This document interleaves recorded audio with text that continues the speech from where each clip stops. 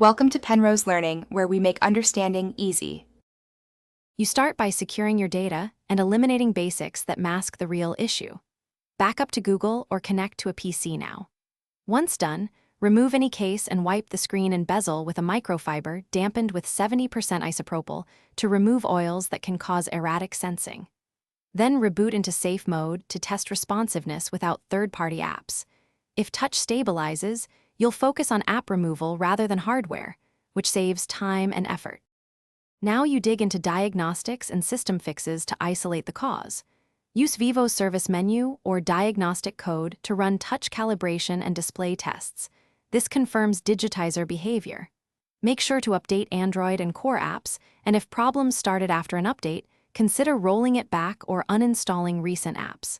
If tests point to hardware, inspect the digitizer connector only if you're experienced.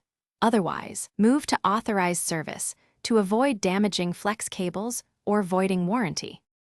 Finish by choosing the least risky final solutions. If software and calibration fail, perform a factory reset after backing up. This rules out stubborn firmware issues. Once reset fails, replace the screen/digitizer assembly or take the phone to an authorized Vivo repair center to ensure proper parts and reassembly. And if things still act oddly, try a new screen protector and a different charger cable. Electromagnetic interference or poor accessories can mimic touch faults, so check those before spending on parts. Thanks for watching. If this was helpful, leave a like and consider subscribing. See you next time.